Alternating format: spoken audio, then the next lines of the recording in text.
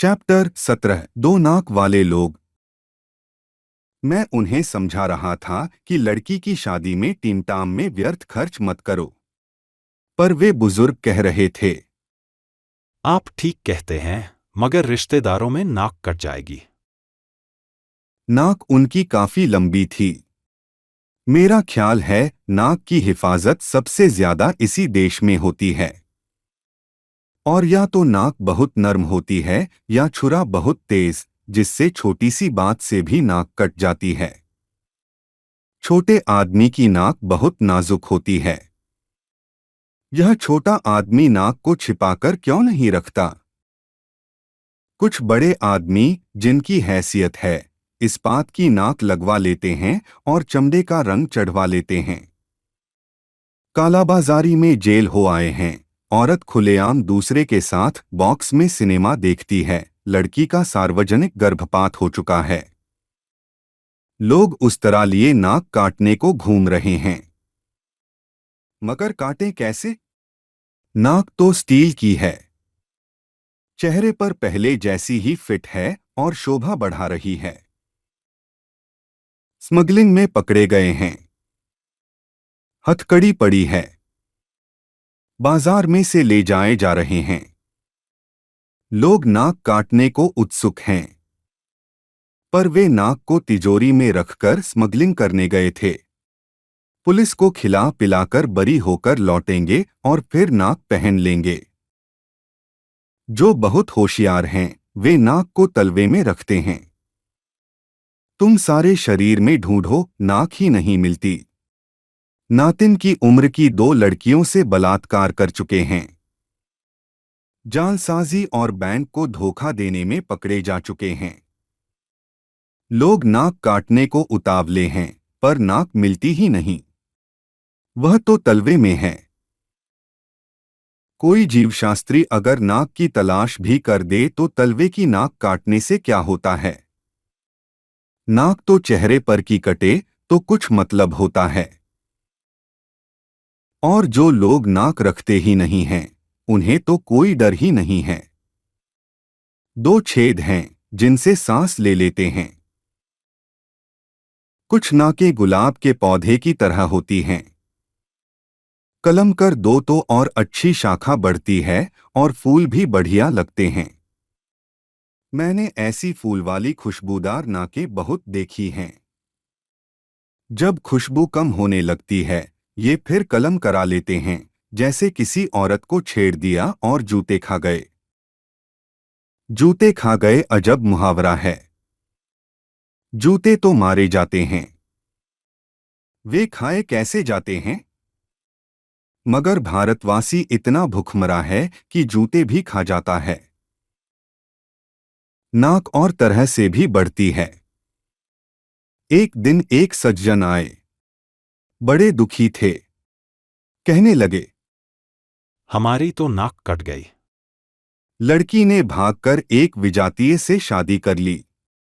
नाक कट गई। मैंने उन्हें समझाया कि कटी नहीं है, कलम हुई है। 3-4 महीनों में और लंबी बढ़ जाएगी। 3-4 महीने बाद वे मिले तो खुश थे। नाक भी पहले से लंबी हो गई थी। मैंने कहा, नाक तो पहले से लंबी मालूम होती है। वे बोले, हाँ, कुछ बढ़ गई है। काफी लोग कहते हैं, आपने बड़ा क्रांतिकारी काम किया। कुछ बिरादरी वाले भी कहते हैं, इसलिए नाक बढ़ गई है। कुछ लोग मैंने देखे हैं जो कई साल अपने शहर की नाक रहे हैं। उनकी नाक अगर कट जाए तो सारे शहर की नाक कट जाती है। अगर उन्हें संसद का टिकट न मिले तो सारा शहर नकता हो जाता है। पर अभी मैं एक शहर गया तो लोगों ने पूछा, हला साहब के क्या हाल है? वे इस शहर की नाक हैं। तभी एक मस्खरे ने कहा, हाँ साहब, वे अभी भी शहर की नाक हैं, मगर छिनकी हुई। यह विभत्स रस है। रस सिद्धांत प्रेमियों को अच्छा लगेगा। मगर बात मैं उन सज्जन की कर रहा था जो मेरे सामने बैठे थे और लड़की की शादी पुराने ठाठ से ही करना चाहते थे। पहले वे रईस थे, यानी मध्यम हैसियत के रईस। अब गरीब थे। बिगड़ा रईस और बिगड़ा घोड़ा एक तरह के होते हैं, दोनों बौखला जाते हैं। किससे उधार लेकर खा जाए, ठिकाना नहीं। उधर बिगड़ा घोड़ा किसे कुचल दे, ठिकाना नहीं। आदमी को बिगड़े रईस और बिगड़े घोड़े दोनों से दूर रहना चाहिए। मैं भरसक कोशिश करता हूं। मैं तो मस्ती से डोलते आते सांड को देखकर भी सड़क के किनारे की इमारत के बरामदे में चढ़ जाता हूं। बड़े भाई साहब आ रहे हैं। इनका आदर करना चाहिए। तो जो भूतपूर्व संपन्न बुजुर्ग मेरे सामने बैठे थे, वे प्रगतिशील थे। लड़की का अंतर्जातीय विवाह कर रहे थे। वे खत्री और लड़का शुद्ध कान्यकुब्ज। वे खुशी से शादी कर रहे थे। पर उसमें विरोधाभास यह था कि शादी ठाठ से करना चाहते थे। बहुत लोग एक परंपरा से छुटकारा पा लेते हैं, पर दूसरी से बंधे रहते हैं। रात को शराब की पार्टी से किसी ईसाई दोस्त के घर आ रहे हैं, मगर रास्ते में हनुमान का मंदिर दिख जाए तो थोड़ा तिलक भी सिंदूर का लगा लेंगे। मेरा एक घोर नास्तिक मित्र था। हम घूमने निकलते तो रास्ते में मंदिर देखकर वे कह उठते। हरे राम। बाद में पछताते भी थे। तो मैं उन बुजुर्ग को समझा रहा था। आपके पास रुपए हैं नहीं। आप कर्ज लेकर शादी का ठाठ बनाएंगे, पर कर्ज चुकाएंगे कहां से? जब आपने इतना नया कदम उठाया है कि अंतरजातीय विवाह कर रहे हैं, तो विवाह भी नए ढंग से कीजिए। लड़का कान्यकुब्ज का है। बिरादरी में शादी करता तो कई हजार उसे मिलते। लड़के शादी के बाजार में मवेशी की तरह बिकते हैं। अच्छा मालवी बैल और हरियाणा की भैंस ऊंची कीमत पर बिकती हैं। लड़का इतना त्याग तो लड़की के प्रेम के लिए कर चुका, फिर भी वह कहता है कि अदालत जाकर शादी कर लेते हैं। बाद में एक पार्टी कर देंगे। आप आर्यसमाजी हैं। घंटे भर में रास्ते में आर्यसमाज मंदिर में वैदिक रीति से शादी कर डालिए। फिर 300-400 रुपयों की एक पार्टी दे डालिए। लड़के को एक पैसा भी नहीं चाहिए। लड़की के कपड़े वगैरह मिलाकर शादी 1000 रुपए में हो जाएगी। वे कहने लगे। बात आप ठीक कहते हैं, मगर रिश्तेदारों को तो बुलाना ही पड़ेगा। फिर जब वे आएंगे तो इज्जत के ख्याल से सजावट, खाना, भेंट वगैरह देनी होगी। मैंने कहा। आपका यहां तो कोई रिश्तेदार है नहीं। वे हैं कहां? उन्होंने जवाब दिया। वे पंजाब में हैं। पटियाला में ही 3 करीबी रिश्तेदार हैं। कुछ दिल्ली में हैं, आगरा में हैं। मैंने कहा। जब पटियाला वाले के पास आपका निमंत्रण पत्र पहुंचेगा तो पहले तो वह आपको 10 गालियां देगा। मई का यह मौसम, इतनी गर्मी, लोग तड़ातड़ लू से मर रहे हैं। ऐसे में इतना खर्च लगाकर जबलपुर जाओ। कोई बीमार हो जाए तो और मुसीबत, पटियाला या दिल्ली वाला आपका। निमंत्रण पाकर खुश नहीं दुखी होगा। निमंत्रण पत्र न मिला तो वह खुश होगा और बाद में बात बनाएगा। कहेगा, आजकल जी, डाक की इतनी गड़बड़ी हो गई है कि निमंत्रण पत्र ही नहीं मिला, वरना ऐसा हो सकता था कि हम न आते। मैंने फिर कहा। मैं आपसे कहता हूं कि दूर से रिश्तेदार का निमंत्रण पत्र मुझे मिलता है तो मैं घबरा उठता हूं। सोचता हूं, जो ब्राह्मण 11 रुपए में शनि को उतार दे, 25 रुपयों में सगोत्र विवाह करा दे, मंगली लड़की का मंगल 15 रुपयों में उठाकर शुक्र के दायरे में फेंक दे, वह लग्न सितंबर से लेकर मार्च तक सीमित क्यों नहीं कर देता?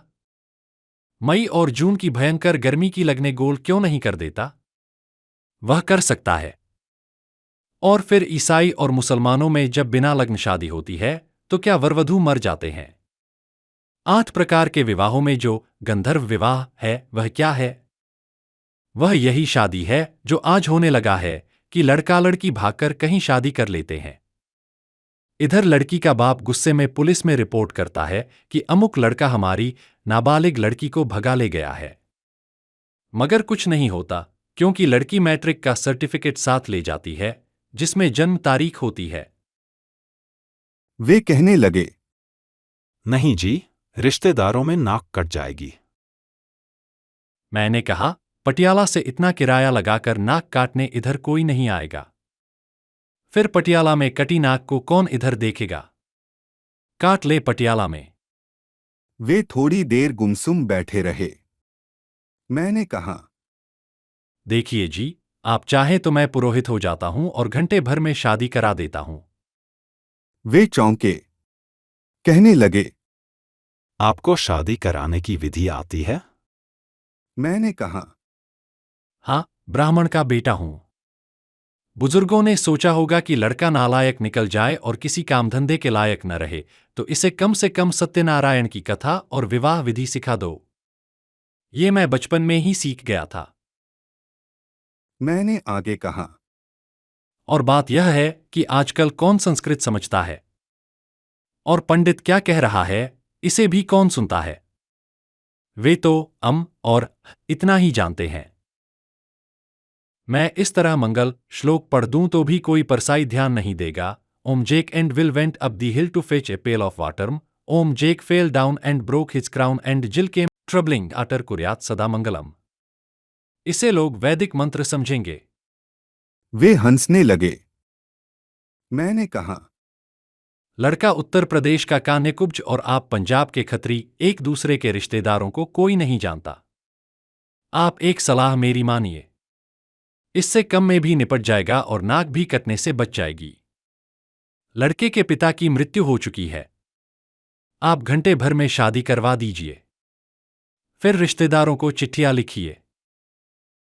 इधर लड़के के पिता को दिल का तेज दौरा पड़ा। डॉक्टरों ने उम्मीद छोड़ दी थी। 2-3 घंटे वे किसी तरह जी सकते थे। उन्होंने इच्छा प्रकट की कि मृत्यु के पहले ही लड़के की शादी हो जाए तो मेरी आत्मा को शांति मिल जाएगी। लिहाजा उनकी भावना को देखते हुए हमने फौरन शादी कर दी। लड़का लड़की वरवधू के रूप में उनके सामने आए। उनसे चरणों पर सिर रखे। उन्होंने इतना ही कहा, सुखी रहो। और उनके प्राण पखेरु उड़ गए। आप माफ करेंगे कि इसी मजबूरी के कारण हम आपको शादी में नहीं बुला सके। कौन जानता है आपके रिश्तेदारों में कि लड़के के पिता की मृत्यु कब हुई? उन्होंने सोचा, फिर बोले, तरकीब ठीक है, पर इस तरह की धोखाधड़ी मुझे पसंद नहीं। खैर, मैं उन्हें काम का आदमी लगा नहीं। दूसरे दिन मुझे बाहर जाना पड़ा। 2-3 महीने बाद लौटा तो लोगों ने बताया कि उन्होंने सामान और नकद लेकर शादी कर डाली। 3-4 दिन बाद से ही साहूकार सवेरे से तकादा करने आने लगे। रोज उनकी नाक थोड़ी थोड़ी कटने लगी। मैंने पूछा, अब क्या हाल है? लोग बोले, अब साहूकार आते हैं तो यह देखकर निराश लौट जाते हैं कि काटने को नाक ही नहीं बची। मैंने मजाक में कहा, साहूकारों से कह दो कि इनकी दूसरी नाक पटियाला में पूरी रखी है, वहां जाकर काट लो। हरिशंकर परसाई।